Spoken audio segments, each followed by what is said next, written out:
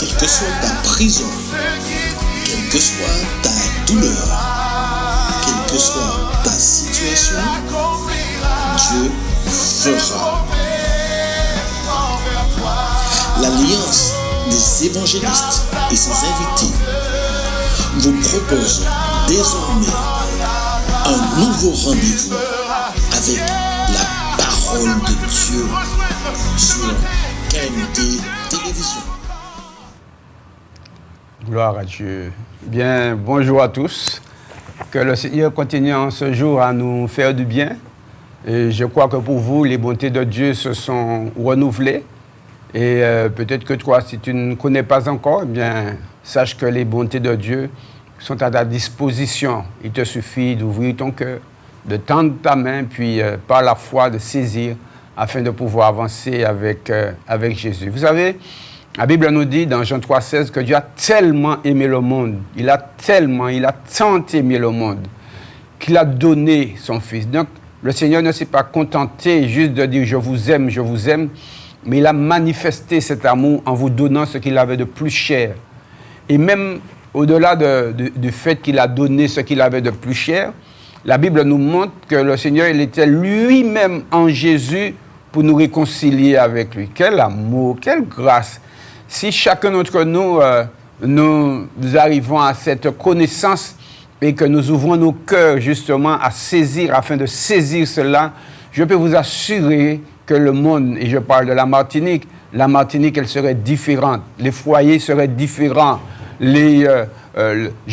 L'économie serait différente. Pourquoi? Parce que moi, je crois, lorsque je lis la Bible, qu'en Jésus-Christ, on a tout. Que le nom de notre Seigneur soit béni et glorifié. Et là encore, c'est là l'objectif de l'Alliance, c'est de pouvoir vous montrer que nous avons déjà tout en Jésus, mais il arrive que plusieurs ne comprennent pas, ne savent pas.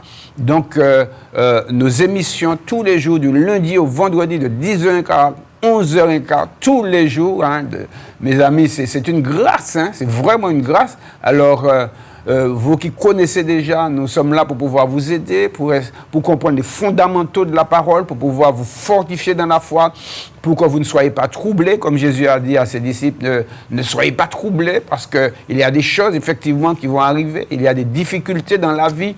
La vie n'est pas faite de pétales de rose, même dans la rose, il y a des piquants, il faut faire attention.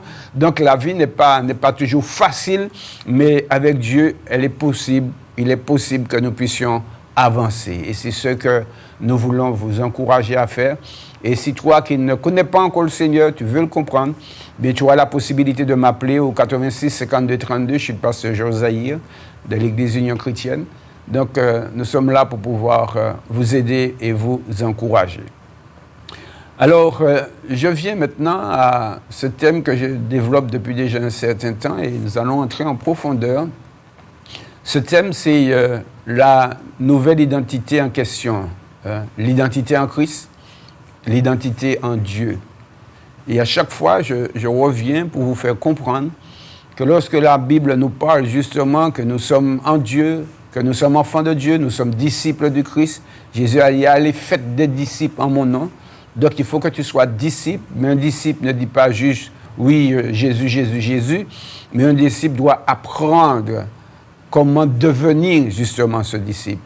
Et nous sommes là pour cela, pour pouvoir vous montrer des choses sans vous obliger en quoi que ce soit, mais vous montrer la nécessité de comprendre. Et pour pouvoir comprendre, il faut apprendre, il faut écouter, il faut lire, et il faut demander au Dieu que son esprit nous aide, nous guide, pour que nous puissions entrer en profondeur dans la parole. Et vous savez pourquoi il y a autant d'échecs parmi ceux qui se disent chrétiens?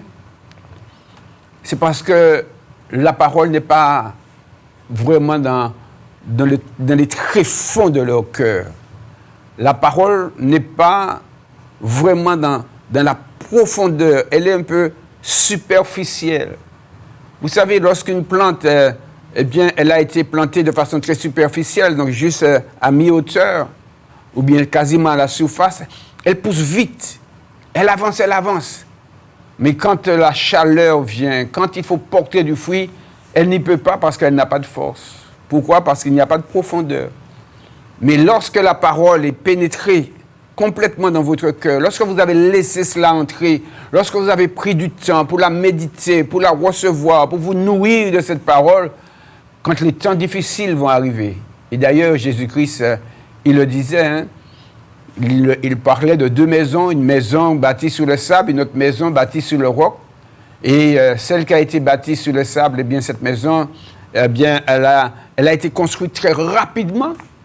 Mais celle qui a été construite sur le roc, c'est-à-dire sur la terre ferme, eh bien, cette maison a pris beaucoup plus de temps. Alors, si vous n'avancez pas rapidement, ce n'est pas grave, ce n'est pas là le problème. Ce n'est pas là le problème. Le problème, c'est après, pour ceux qui vont trop vite.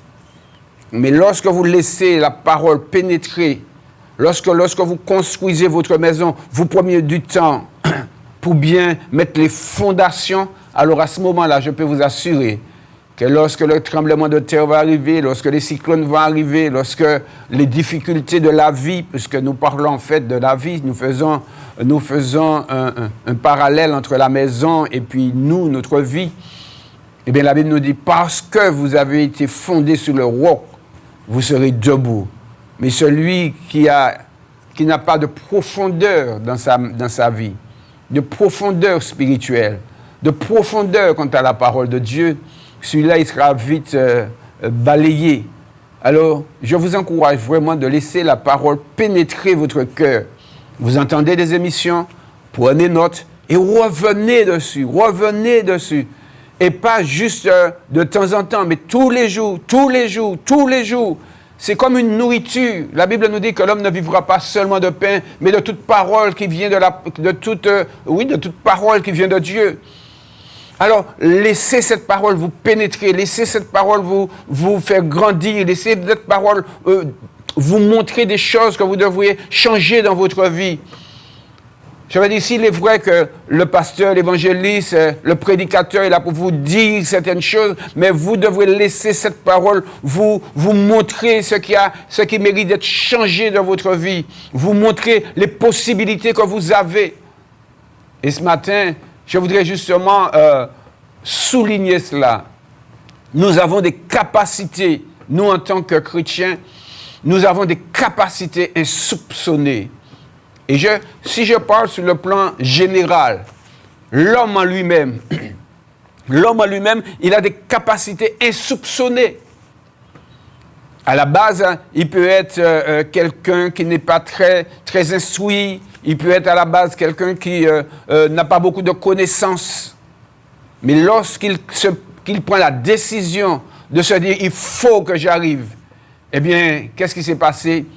Eh bien, nous avons vu que dans un siècle, combien le monde a été transformé. C'est vrai qu'il n'y a pas de bonnes choses non plus, mais le monde a été transformé. Pourquoi? Parce qu'il y a des hommes qui se sont dit « on est capable, on peut arriver ». Et moi, permets-moi de te dire qu'en Jésus-Christ, tu peux arriver. En Jésus-Christ, tu as quelque chose en toi qui est là. Il ne faudrait pas que ce soit juste de l'intellect. Il faudrait que ça pénètre ton cœur. Il faut que tu comprennes cela. Et lorsque tu vas comprendre cela, ça va te permettre d'arriver. Ça va te permettre d'avancer. Et j'ai envie de te voir avancer. J'ai envie de voir un chrétien, une chrétienne se lever, être transformé. La Bible nous parle de cette transformation. La Bible nous parle de ce renouvellement. La Bible nous parle des capacités que nous avons en Dieu, en Jésus-Christ de Nazareth. Mais fort souvent, eh bien, nous faisons fi de tout cela. Pourquoi? Bien, à cause du manque de connaissances. Et j'ai envie ce matin de vous montrer réellement ce que Dieu a mis en vous. Maintenant, il va falloir y travailler. Alors, quand j'ai parlé d'identité, je veux toujours faire ressortir cette notion de relation. La relation avec Dieu. La relation avec Jésus. La relation avec le Saint-Esprit, que la communion du Saint-Esprit soit avec vous. Et c'est par cette relation-là qu'on va commencer à découvrir des choses. On va comprendre comment faire, comment avancer. Et je vous avais parlé du combat spirituel. Comme Jésus, lorsqu'il est venu sur la terre, il est rentré dans un conflit. Mais il est parti. et son Église qui est son corps, son Église prend sa suite. Mais le Seigneur ne nous donne pas, ne nous met pas dans un combat, dans un conflit, sans nous donner les armes, sans nous expliquer pourquoi, la raison d'être de ce conflit. Et aujourd'hui, en tant que chrétiens, même ceux qui ne le sont pas encore, ils sont déjà dans ce conflit, ils ne le savent même pas. Mais pourquoi? Parce que lorsque nous regardons dans le livre de la Genèse, le diable, il a tout fait pour pouvoir détourner nos premiers parents de Dieu. Et aujourd'hui encore, avant même que la personne n'entende la parole, le diable, il essaie de les détourner en leur faisant comprendre qu'il y a quelque chose de meilleur. Et ils se battent en disant, Dieu n'existe pas, en disant, oui, mais ce sont des hommes qui ont écrit. C'est vrai que la Bible nous dit, oui, ce sont des hommes qui ont écrit, mais ils ont écrit de la part de Dieu, pour que nous puissions comprendre la parole, pour que nous puissions avancer, mais je vais dire, en toute connaissance. Lorsqu'on ne connaît pas, eh bien, on n'avance pas, ou on avance mal. Donc aujourd'hui encore, je vais continuer à te montrer qu'il y a un combat, un conflit, c'est puissance contre puissance. Et il faut savoir que toi, en tant que chrétien, tu as cette puissance. Peut-être que tu vas me dire, qu'est-ce que tu vas raconter là? Moi, je suis faible. Non, c'est toi qui te dis que tu es faible. Mais si tu prends la parole de Dieu, tu as ce qui est nécessaire en toi. Et je m'en vais te l'expliquer. Alors, il faut que tu prennes de quoi écrire, même si tu n'as pas le temps de tout lire. Mais prends de quoi écrire. Tu vas noter, puis tu vas revenir dessus après, toute la journée. Et prie, demande, dis Seigneur, je veux de cela. Donc, lorsque nous sommes enfants de Dieu, lorsque nous sommes disciples du Seigneur, nous entrons dans ce combat spirituel. Et ce combat spirituel, ce n'est pas un combat pour nous abattre, mais c'est un combat pour nous amener à construire encore la vie de Dieu sur cette terre. Puisque Jésus est parti, il a dit à ses disciples, faites, dites, enseignez, etc. Donc, lorsque nous lisons la parole de Dieu, le combat que nous avons effectivement, c'est contre le diable. La Bible nous montre que le diable, il rôde. Mais nous avons la possibilité de le battre, mes amis. Alors, je voudrais vous montrer à partir de ce passage dans le livre des Éphésiens, chapitre 1er, versets 16 à 21. Vous montrer la capacité que vous avez. Mais si vous ne lisez pas la Bible, si vous ne vous y arrêtez pas, si vous ne vous en nourrissez pas, vous n'allez pas savoir ces choses. La Bible, c'est comme un code. Pas un code mystique, hein, mais c'est vraiment la parole de Dieu qui nous montre comment faire pour pouvoir évoluer dans ce monde de ténèbres. Qu'est-ce que l'apôtre Paul dit aux Éphésiens?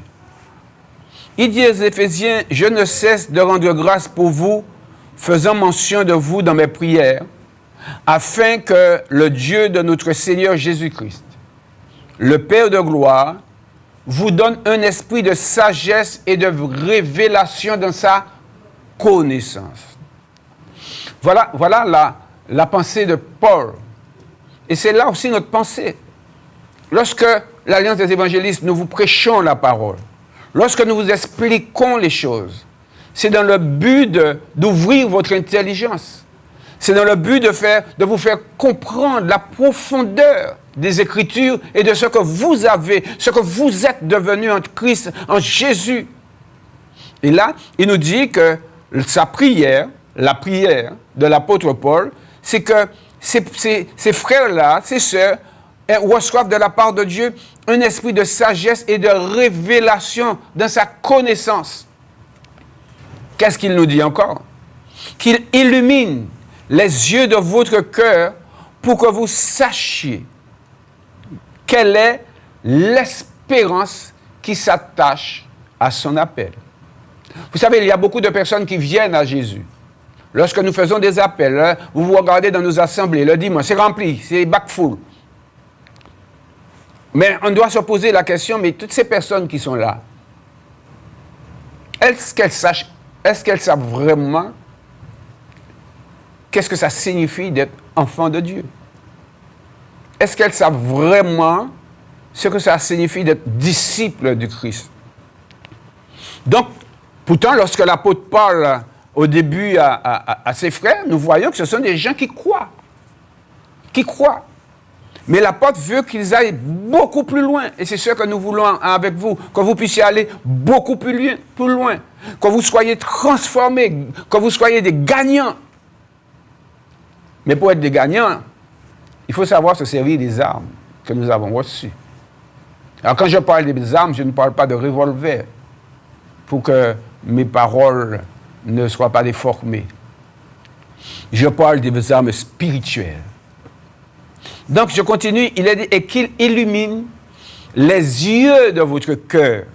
Qu'il illumine les yeux de votre cœur. Comme ça vous permet d'entrevoir déjà ce que l'on retrouve dans le Seigneur, ce qu'on retrouve dans la parole de Dieu.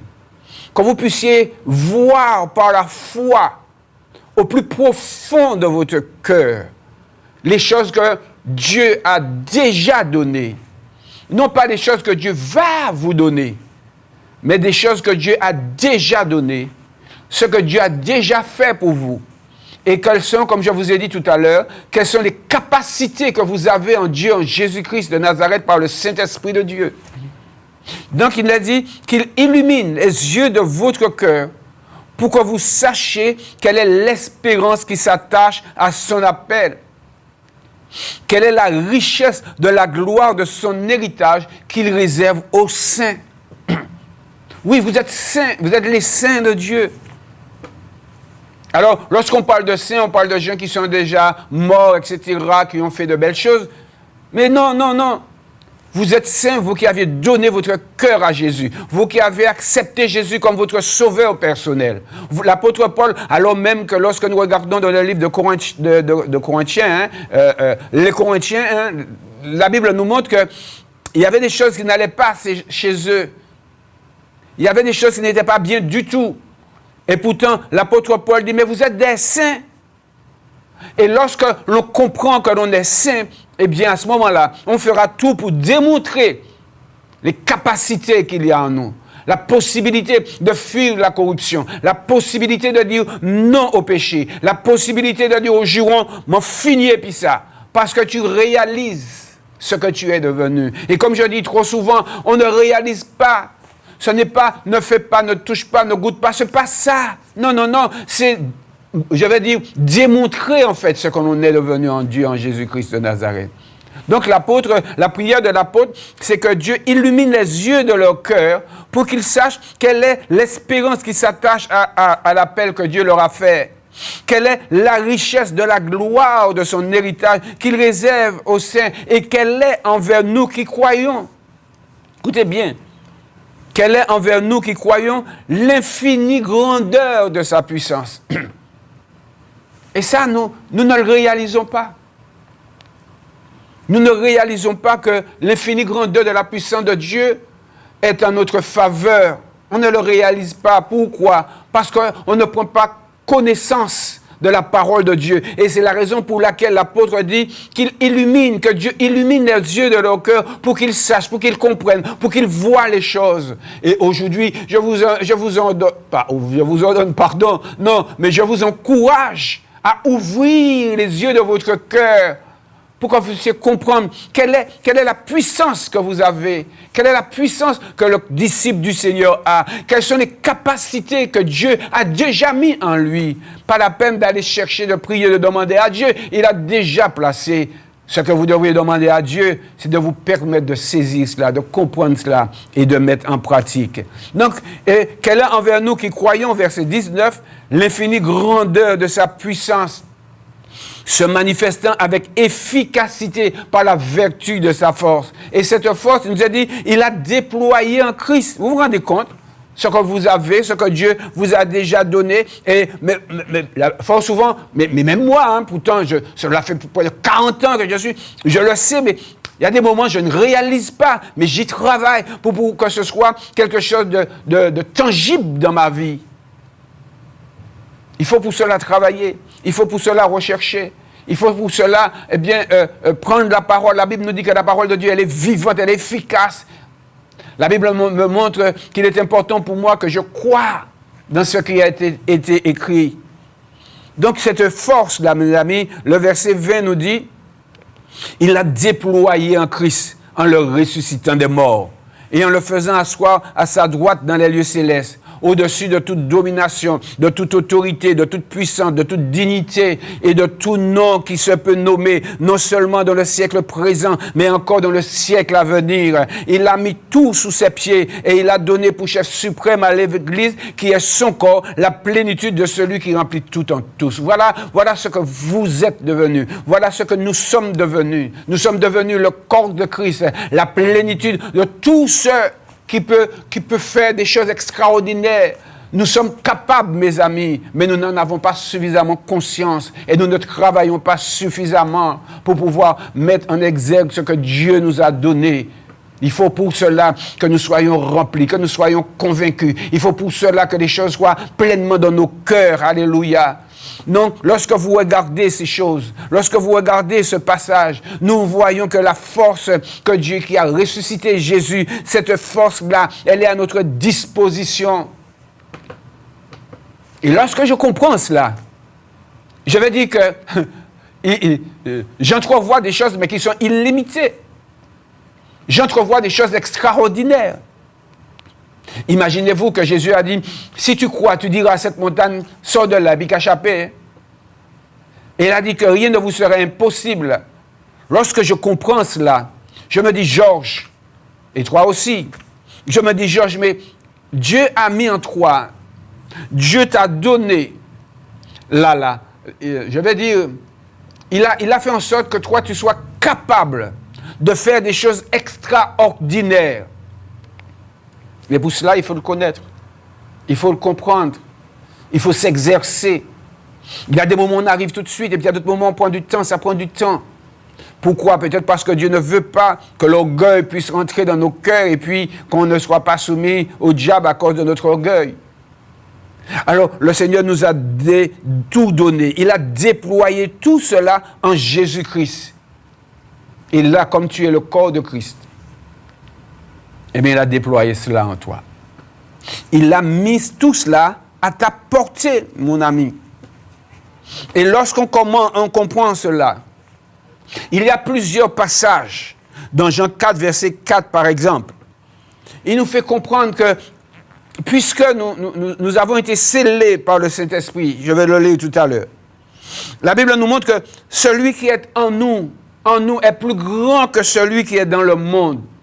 Celui qui est en nous, qui sait qui est en nous lorsque tu as accepté Jésus? Jésus est en toi par le Saint-Esprit. Et là encore, c'est une histoire de foi. Si je ne crois pas, je serai affaibli. Je serai cassé à la moindre attaque du malin. Il n'est jamais dit que le diable ne va pas t'attaquer. Il n'est jamais dit que le diable ne va pas t'envoyer des flèches. Il n'est jamais dit cela. Mais la Bible, au contraire, l'apôtre Paul nous enseigne comment arrêter les traits enflammés du malin. Il nous dit, il nous le fait comprendre. Mais si on ne connaît pas la parole de Dieu, on sera vite désarmé, désabusé, on sera vite cassé, on sera vite enterré. Spirituellement, je parle. Donc, lorsque je regarde la parole de Dieu, toujours dans le livre d'Éphésiens, au chapitre 1er, au verset 13, il nous a dit que lorsque vous avez cru dans la vérité, vous l'avez entendu. Ce matin, peut-être que c'est la première fois que toi, tu entends la vérité de la parole de Dieu. Il faut savoir que cette parole-là, elle te construit, elle est là pour te construire. Elle est là pour me construire. Et tous les jours, je suis dedans. Je reviens sur les choses. Parce que je crois qu'elle est là pour me faire du bien. Et donc, il a dit, en lui, vous aussi, après avoir entendu la parole de la vérité, l'évangile de votre salut. Mon ami, toi peut-être qui viens pour la première fois, il faut savoir que l'évangile, c'est ton salut. L'évangile, c'est vrai il y a une transformation. C'est vrai que lorsque tu viens à l'évangile, c'est vrai qu'il y a un bouleversement. Ça, c'est vrai, c'est sûr. S'il n'y a pas de bouleversement, quand tu as accepté Jésus, il y a un problème. Il faut qu'il y ait un bouleversement. Cela veut dire qu'à partir de ce moment-là, tu ne peux plus voir les choses de la même manière. Tu ne peux même plus penser de la même manière. Tu ne peux plus vivre de la même manière. Tu ne peux plus t'habiller de la même manière, si bien sûr elle est contraire à la parole de Dieu. Tu ne peux plus agir de la même manière. Pourquoi? Parce que tu as compris la vérité, parce que tu as connu la vérité. Alors bien sûr, ce n'est pas quelque chose que le Seigneur met sur nous pour nous écraser. Non, mais il nous ouvre les yeux. Et quand tes yeux se sont ouverts, à ce moment-là, c'est toi-même qui prendras la décision d'agir de façon à glorifier Dieu. C'est toi-même qui prendras la décision d'agir par rapport à cette parole qui est entrée au plus profond de ton cœur. C'est toi-même qui va aller puiser la parole pour dire, il faut que j'arrive. Il faut que j'arrive. Je dois arriver. Je peux arriver. Pourquoi? Parce que Dieu a mis en moi des capacités. Mais il faut les connaître, il faut les trouver, il faut les rechercher. Donc je continue. En lui, vous aussi, après avoir entendu la parole de la vérité, l'évangile de votre salut, en lui vous avez cru. Vous avez cru. J'ai cru en Jésus. Je crois en Jésus toujours. Et je crois en Jésus jusqu'à ma mort. Que Dieu me préserve de le renier, qu'il me garde de cela. Vous savez, parfois, on se trouve devant ces situations qui sont terribles. Que Dieu, alors, je demande à Dieu de m'aider, de vous aider, vous aussi, à ne pas le renier. Donc, il nous a dit, en lui, vous avez cru et vous avez été scellés du Saint-Esprit. Alléluia. On ne va pas rentrer sur une étude en ce qui concerne le Saint-Esprit. Mais nous voyons que Dieu ne nous a pas laissés seuls. Toi qui as accepté Jésus, la Bible nous dit que tu es né de nouveau. Et cette nouvelle naissance se fait par le Saint-Esprit. Tu es né de l'Esprit de Dieu. Et là, la Bible nous dit qu'après avoir cru à l'évangile de ton salut, après avoir cru, tu as été scellé du Saint-Esprit qui avait été promis. Le Saint-Esprit est venu et descendu sur la terre, mes amis. Et quand tu viens à Jésus, il y a un travail. Alors, au-delà de recevoir les dons, etc., mais il y a un travail qui se fait. C'est le Saint-Esprit qui te convainc de péché, de justice et de jugement. C'est le Saint-Esprit qui t'amène à la nouvelle naissance. Et quand le Saint-Esprit est en toi, la Bible me dit que tu es scellé du Saint-Esprit. Alléluia. Et puis, bien sûr, il y a la recherche des dons du Saint-Esprit, qui est autre chose encore. Donc, esprit, la Bible nous montre que l'Esprit du Seigneur, tu es scellé du Saint-Esprit. Cela veut dire que, eh bien, tu as le sceau de Dieu sur toi. Tu appartiens à Dieu. Tu as le sceau de Dieu, mon ami. Ça, tu es en quelque part caché. Caché, la Bible nous dit que nous sommes cachés en Jésus-Christ. Et quand tu comprends que tu es caché en Jésus-Christ, tu comprends que le diable ne peut pas faire ce qu'il veut avec toi. Il va te tenter, etc. Oui, tout cela, il n'y a pas de problème. Mais il ne peut pas venir et puis prendre ton âme comme cela. Il ne peut pas venir et prendre ton esprit comme cela. Pourquoi? Parce que tu es scellé du Saint-Esprit dans la mesure où tu as pris naissance en Jésus-Christ, dans la mesure où tu es devenu un enfant de Dieu, dans la mesure où tu es devenu un disciple du Seigneur, dans la mesure où tu marches avec ton Dieu. Le diable, il ne peut rien te faire parce que tu es scellé du Saint-Esprit. Il va faire du bruit sous ta tête, il va casser ta voiture, peut-être, oui, c'est vrai. Il va peut-être te tuer par une balle, oui, ça arrive, nous le voyons dans la Bible et nous le voyons encore dans le monde. Mais en ce qui concerne les choses spirituelles, en ce qui concerne ton âme, ta vie intérieure, le diable il ne peut rien faire. Parce que Dieu l'a mis, quand Jésus est venu, quand l'Esprit du Seigneur t'a créé nouvelle naissance, il a mis dehors ces choses. Et si le diable est dans ta vie, c'est toi qui lui as donné la possibilité de toucher ton corps. Mais quant à ton esprit, la Bible nous dit que le Seigneur, il t'a scellé. Donc nous réalisons qu'en définitive, que c'est comme une lettre qui est dans une enveloppe. Il y a la lettre, il y a l'ensemble, il y a le courrier, l'ensemble, là. Il y a l'enveloppe et puis le courrier est à l'intérieur. Donc tu es à l'intérieur de l'enveloppe. Alléluia. Et tu as été scellé par le Saint-Esprit. Et là, c'est une force pour toi de pouvoir gagner. C'est une force pour toi d'arrêter. Et l'apôtre Paul, il nous l'explique, il nous fait comprendre. Et c'est pourquoi il dit, je prie sans cesse pour que vous compreniez réellement cela. Afin que l'Église du Seigneur, l'Église de Jésus-Christ en Martinique, soit une Église qui impacte les vies, qui soit une Église qui impacte les cœurs, qui est une Église qui amène la consolation, qui amène la guérison, qui amène la délivrance, qui amène le salut, qui amène l'encouragement. Nous avons besoin de cela. Nous avons besoin de ces choses, mes amis. Et nous réalisons que, à ce moment-là, je reviens sur 1 Jean 4,4, nous comprenons que celui qui est en nous est plus grand que celui qui est dans le monde. Et dans la mesure où nous comprenons cela, nous triomphons du monde. C'est ce que Jean nous dit dans 1 Jean 5,4. Celui qui est né de Dieu, il triomphe du monde. Celui qui est né de Dieu, il peut dire au péché, non, je ne veux pas. Celui qui triomphe du monde, il peut dire même à la tentation, je ne veux pas. Tu seras tenté, hein? Tu seras tenté. Il ne faut pas croire que je ne le suis pas. Non, tu seras tenté. Des moments, il y a de ces pensées qui te viennent. Mais là, tu dis, non, je n'en veux pas. Tu te bats. Et la Bible nous montre, et nous allons voir comment nous pouvons gagner le diable. Alors, je veux continuer pour montrer que trop souvent, des personnes nous disent, oui, mais il y a ma maman, mon papa, mon oncle, il y a le voisin, mon collègue, etc., qui m'a envoyé quelque chose. Mes amis, je voudrais vraiment que vous puissiez comprendre cela. Nous allons prendre le livre de Nombres. Nous allons voir que celui qui appartient à Dieu, je réalise avec mes frères, lorsque nous faisons les visites chez certaines personnes, nous réalisons qu'en définitive, il y a une vraie méconnaissance de la parole de Dieu. Et il y a cette méconnaissance, et dans la mesure où il y a cette méconnaissance, il y a un manque de foi. Et à partir du moment où il y a un manque de foi, nous n'entrons pas dans la victoire. Et je veux que vous puissiez entrer dans la victoire. Dans Nombres chapitre 22, le livre de Nombres, c'est le 4e livre de la Bible, livre de Nombres, chapitre 22. Alors, je ne vais pas tout lire. Je vais lire à partir du verset 5. Verset 5 et suivant. Il est fait mention du peuple de Dieu, Israël, le peuple de Dieu.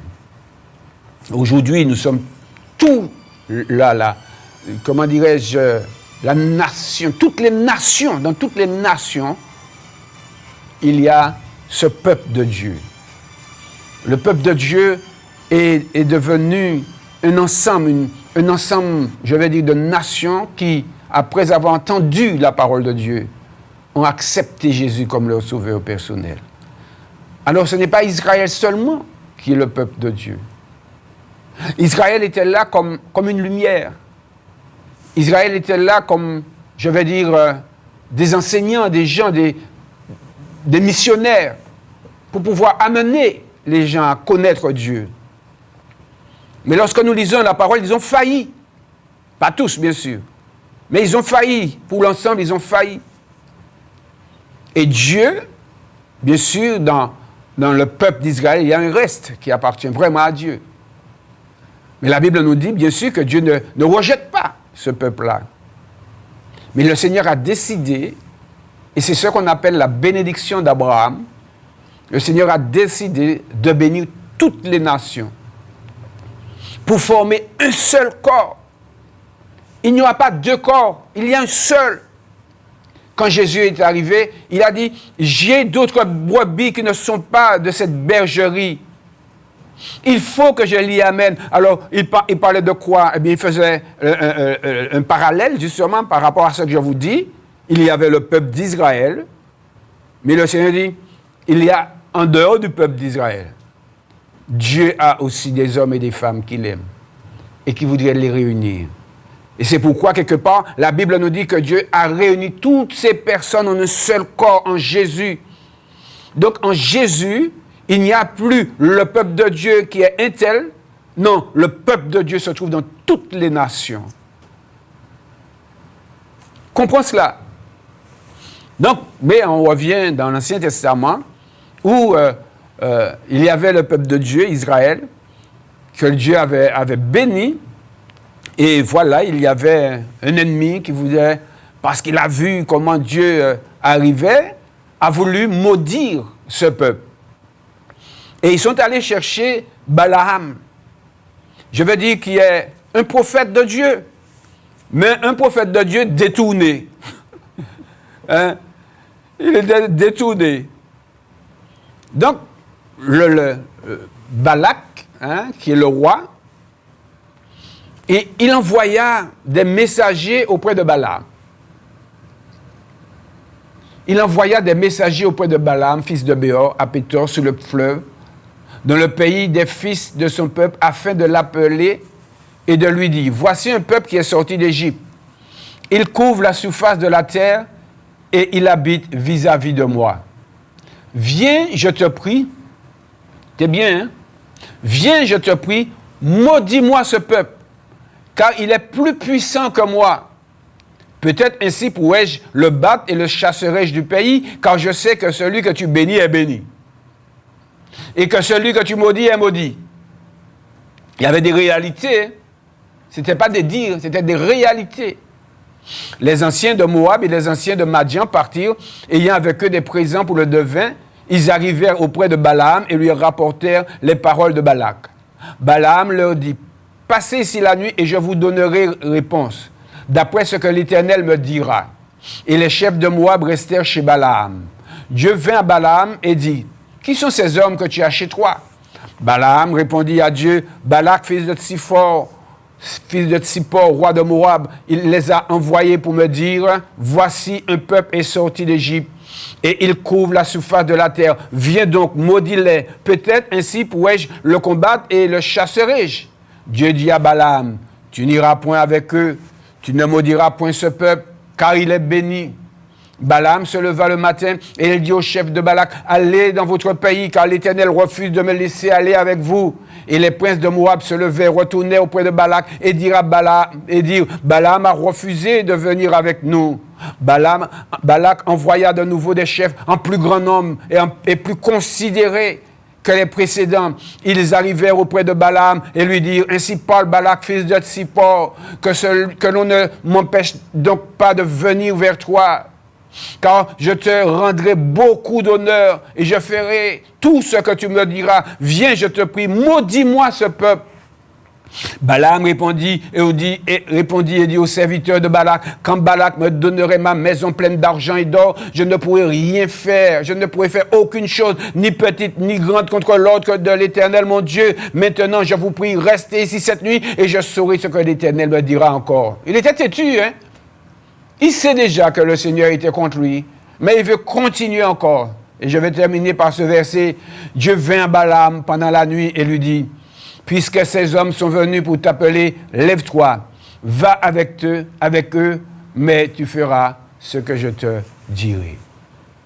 Et là, mes amis, la malédiction de Balaam n'a pas pu se faire.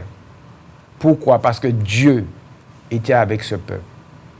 Il faut savoir que Dieu étant avec toi, les malédictions des gens, que les gens voient sur toi, si tu crois que ça va t'arriver parce que tu ne mets pas ton bouclier de foi pour arrêter ces choses. Mais si tu crois, parce que tu ressens quelque chose qu'on a envoyé sous toi, et puis là, effectivement, tu seras cassé. Tu seras dans la défaite. Mais la Bible nous montre que là, le Seigneur a arrêté, il a tout fait, hein, vous lisez tout le passage, hein, il a tout fait pour pouvoir arrêter ce prophète détourné. Et la Bible nous dit dans Deutéronome, donc un petit peu plus loin, pas l'apôtre Moïse, dans Deutéronome, chapitre 23, il va nous parler de ce problème-là. Hein, de cet épisode. Il a dit, il expliquait que le Seigneur sera au-devant d'eux. Hein, dans le désert, ils étaient dans le désert, tout ça, que Dieu sera au-devant d'eux. Donc il a dit,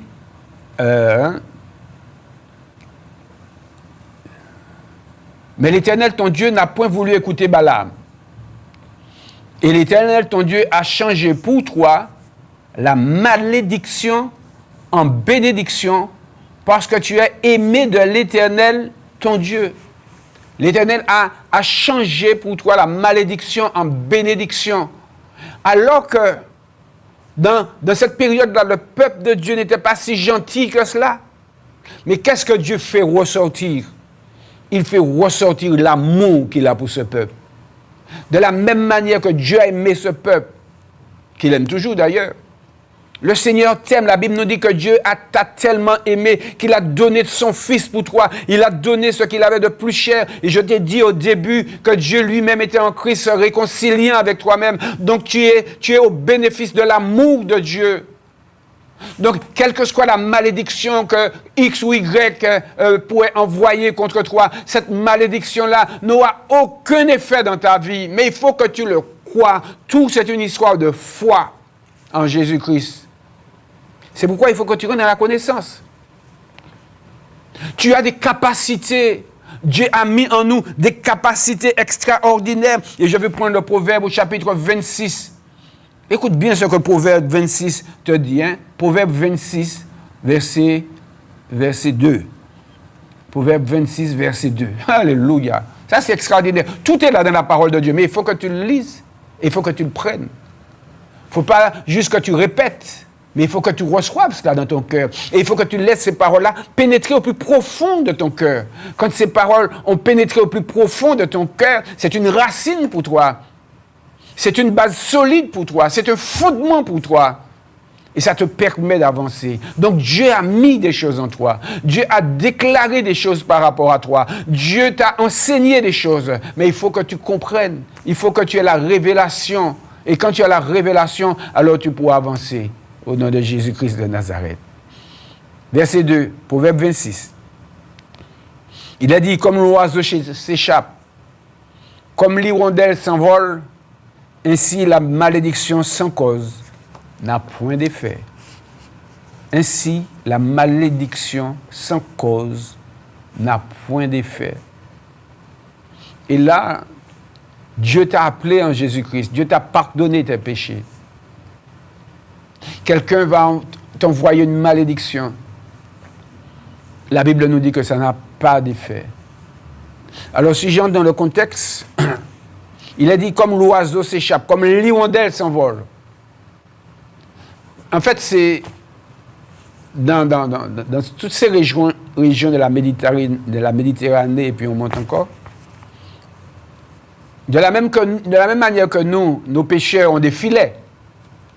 Quand la descend de l'eau, et puis quand râler, les poissons qui passent devant là, ils prient. Eh bien, c'était le même système là pour les oiseaux. Le filet, il était couché, d'accord, c'est complètement là par terre. Et puis quand il y avait des oiseaux, eh bien, ils envoyaient, ils faisaient du bruit. Et quand les oiseaux s'envolaient, tac, ils levaient le filet. Il y en avait qui, comme le poisson, ben, ils étaient pris à dents. Ils étaient tenus captifs. Mais la Bible nous dit de la même manière, mais il y a, parce que là j'ai vu, à Chelcher, là, quand les gars ils tiraient, le filet, là. Quand parfois il y avait de beaux poissons et puis les poissons partaient. Ils arrivaient à sortir, à s'en aller. Eh bien la Bible nous montre que de la même manière, l'oiseau réussit à s'échapper. L'hirondelle s'envole. Alléluia. La Bible nous montre que toi aussi, on va t'envoyer toutes sortes de malédictions. On va t'envoyer toutes sortes de pièges. Mais la Bible me dit que le Seigneur, et ça c'est le Seigneur qui le fera pour toi, le Seigneur, il a décidé qu'aucune malédiction ne puisse tomber sur toi. Il a décidé, et le psaume 91 nous dit, celui qui demeure sous l'abri du Très-Haut repose à l'ombre du Tout-Puissant. Je dis à l'Éternel, mon refuge et ma forteresse, mon Dieu, en qui je me confie. La Bible nous montre que lorsque tu te confies dans Dieu, mais quand tu te confies en Dieu, mais en faisant ce qu'il te demande, pas dire je me confie en Dieu et puis tu es jury toute la journée, tu regardes toutes sortes de saletés toute la journée sur ton portable. Non, non, non, non. Ça, c'est pas être avec Dieu. Ça, c'est pas être un disciple de Dieu. Le disciple de Dieu, il vit conformément à ce que Dieu nous enseigne. Et si tu reçois ces choses dans ton cœur, lorsque quelqu'un verra une malédiction, il va payer toutes les fortunes du monde. Il n'arrivera pas à te tenir. Tu vas peut-être sentir les choses, mais la Bible me dit que tu vas t'envoler. Pourquoi?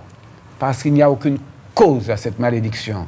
Pourquoi il n'y a aucune cause à cette malédiction? Parce que Jésus à la croix a payé le prix. Jésus à la croix t'a pardonné tes péchés. Jésus à la croix t'a purifié. Et la Bible me dit que tu es au bénéfice du sang de Jésus de Nazareth. Et si dans ta vie tu as péché, règle ça tout de suite, règle ça. Ne donne pas au diable la possibilité de se servir de cela justement pour pouvoir te bloquer. Parce qu'effectivement, ça peut. Si tu vis dans le péché, eh bien, c'est sûr, si tu vis dans le mensonge, si tu vis dans les fraudes, etc., le diable, effectivement, il va s'en servir. Cela veut dire que tu donnes au diable une possibilité de faire. Et même là encore, le Seigneur, il peut te délivrer si tu reconnais et tu lui demandes pardon. Mais s'il n'y a pas tout cela, il n'y a pas de cause. Le diable ne peut rien te faire. La malédiction sans cause n'a point d'effet sur toi. Quelqu'un va te dire, où est-ce que ça manque fort là? On va dire, qui ça peut faire, moi en Jésus-Christ. Je suis caché en Dieu, en Jésus-Christ de Nazareth. Alléluia. Je parle des choses spirituelles. Et à ce moment-là, tu verras la gloire du Seigneur dans ta vie. Amen. Donc, tu dois comprendre les possibilités qu'il y a en toi. Tu dois comprendre ce qui est à ton bénéfice à partir de cette nouvelle identité en Dieu, en Jésus-Christ. Tu es enfant de Dieu, tu es serviteur, servante du Seigneur. Je n'ai pas dit que tu es pasteur, je n'ai pas dit que tu es évangéliste, je n'ai pas dit que tu es apôtre, mais tu es servante et serviteur du Seigneur. Cela veut dire que tous ceux qui appartiennent à Dieu sont serviteurs et servantes du Seigneur. Tous ne sont pas pasteurs, tous ne sont pas apôtres, tous ne sont pas évangélistes, mais tous sont serviteurs et servantes du Seigneur. Tous, sans exception. Pourquoi? Parce que Jésus a dit, allez, faites des disciples. Et le disciple, qu'est-ce qu'il fait? Le disciple, il reproduit ce que la Bible dit, ce que Jésus a fait. Jésus a fait des disciples avec les premiers disciples et il a dit, allez, et continuez le travail. Et en continuant le travail, le Seigneur nous donne les possibilités pour pouvoir avancer. Parce que Jésus sait très bien que nous allons entrer dans un conflit. Jésus sait très bien que nous sommes on veille sur nous, on nous surveille. Pas on veille sur nous, mais on nous surveille. On nous surveille pour essayer de nous faire tomber, pour trouver la moindre difficulté, la moindre faute, pour pouvoir nous casser. Mais la Bible te dit, la malédiction sans cause n'a aucun effet. Elle n'a aucun effet sur toi. Il suffit de connaître, il suffit de croire.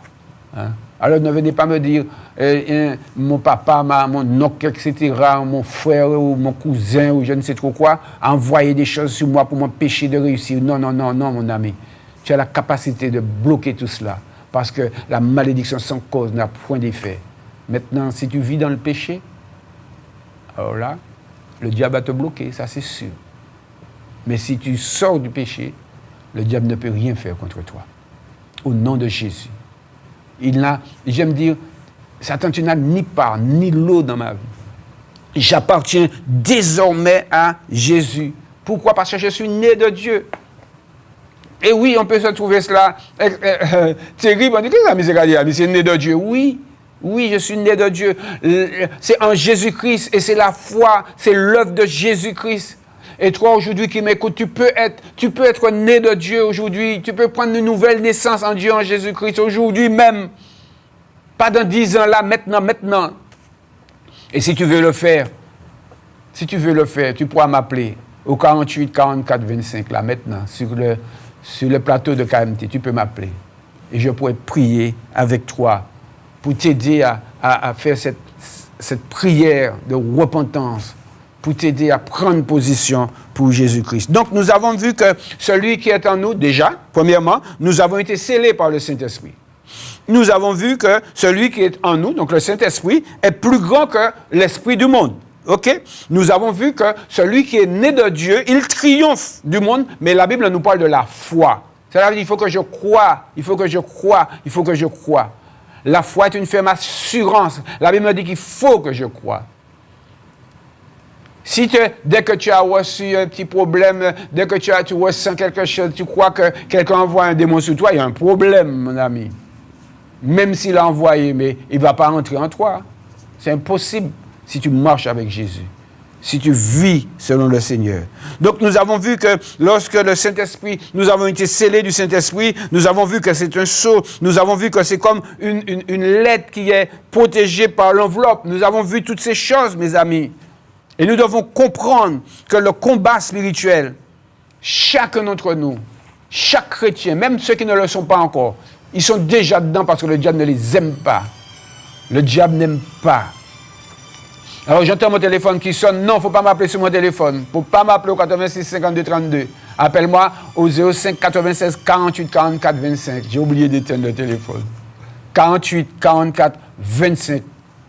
86 52 32, tu vas m'appeler plus tard si tu veux. Mais là, maintenant, c'est le 48 44 25. Je suis sur KMT.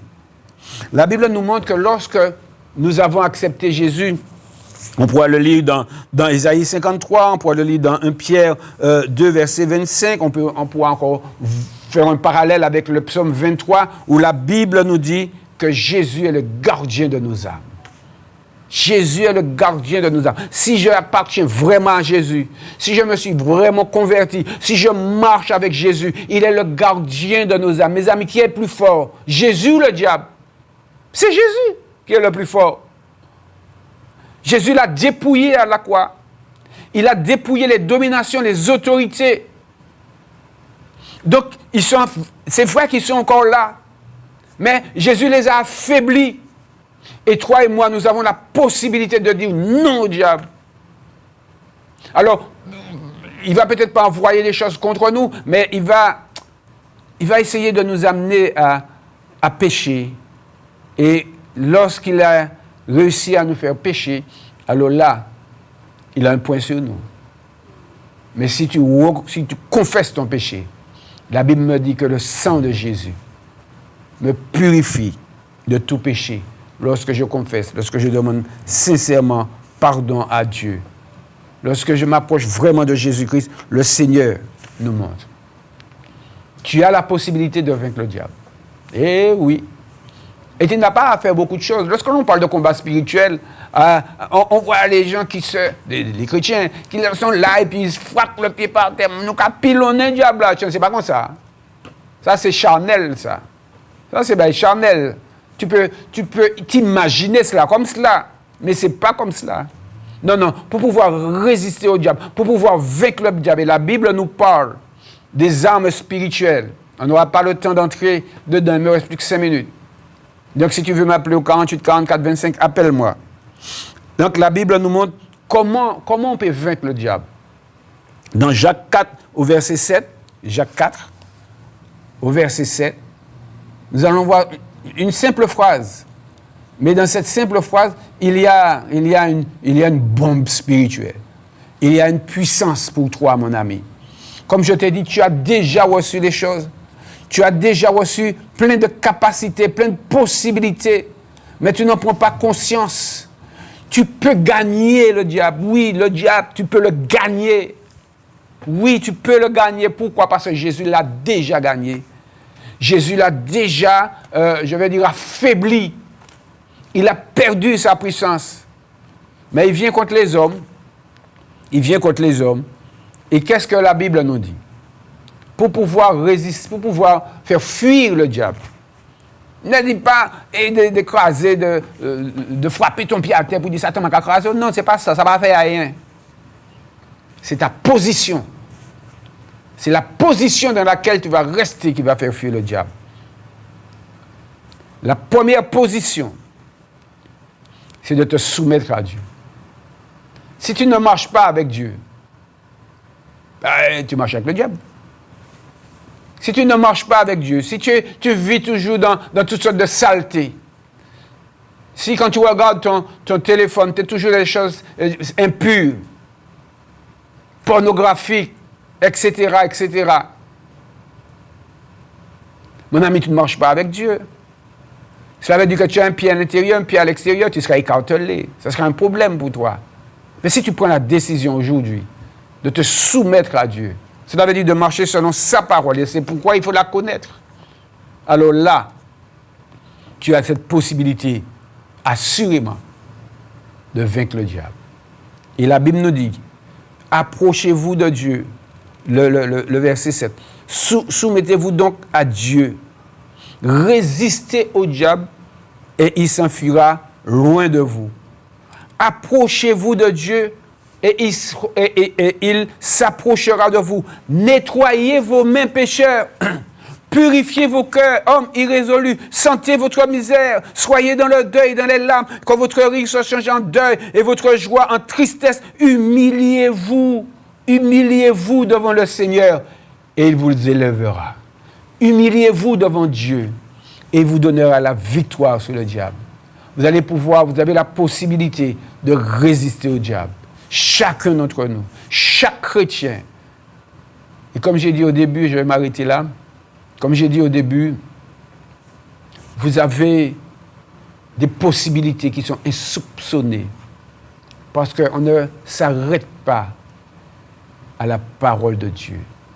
Et je dirais comme l'apôtre Paul, que Dieu illumine vos cœurs pour que vous compreniez non seulement ce qui s'attache, la richesse, la puissance que vous avez en vous, qu'il vous montre, que vous puissiez comprendre que vous avez à votre portée la puissance de Dieu pour pouvoir marcher de sainteté en sainteté, pour pouvoir dire non péché, non diable, pour pouvoir lui résister. Et la Bible nous dit, et il fuira loin de vous. Mais à notre jour, il va revenir. Parce que nous, on commence et puis on abandonne, mais lui, il n'abandonne pas comme ça. Comme il voit qu'il ne peut rien faire, il part. Il va chercher quelqu'un d'autre. Si moi j'ai résisté, eh bien, il a dit, bon, monsieur, Kaba Magaz, hein. Et puis il va vers toi. Il va aller te chercher, toi, pour dire, ben, manquez pour un petit tas là. Il va regarder, il va voir tes faiblesses. Mais comme tu as entendu ce que je t'ai dit aujourd'hui, tu vas lui dire, stop là. Stop. Au nom de Jésus, tu es vaincu. Jésus est mort pour moi. Le sang de Jésus me lave. Le sang de Jésus me purifie. Et j'entre dans l'obéissance de la parole de Dieu. Que Dieu vous bénisse. On continue à m'appeler sur mon portable. Non, ne m'appelez pas sur mon portable. Alléluia. Donc le Seigneur est avec toi, mon frère, mon ami. Le Seigneur est avec toi. Et je vais faire cette prière finale pour pouvoir te permettre de recevoir Jésus dans ton cœur. Seigneur Jésus, voilà tous ceux qui m'ont écouté ce matin. Je leur ai montré les capacités que tu nous as données, Seigneur. Je te prie que ton esprit puisse encore les leur révéler, Seigneur mon Dieu. Que ton esprit puisse faire une œuvre, Seigneur mon Dieu, de révélation, afin qu'ils entrent dans cette connaissance, pour qu'ils puissent, mon Dieu, marcher de victoire en victoire. Que ceux qui ont entendu cette parole soient fortifiés, Seigneur. Et ceux qui viennent pour la première fois, qui n'ont pas encore pris de décision avec toi, Seigneur, je te prie de les aider. Je te prie de les encourager. Je te prie d'ouvrir leur intelligence pour qu'ils prennent une décision avec toi, qu'ils se repentent de leurs péchés et qu'ils soient lavés, mon Dieu, de tout péché. Que ton sang, Jésus, les lave, les sanctifie. Et Seigneur, que ton Église soit une Église victorieuse. Qu'elle soit victorieuse. À toi, Père, je donne toute la gloire. Et je te dis, mon Dieu, merci. Merci. Voilà, c'était avec vous l'Alliance des évangélistes qui vous dit, quel que soit, Dieu fera. Bye bye. À bientôt. Quelle que soit ta prison, quelle que soit ta douleur, quelle que soit ta situation, Dieu fera. L'Alliance des évangélistes et ses invités vous propose désormais un nouveau rendez-vous avec la parole de Dieu sur KMT Télévision.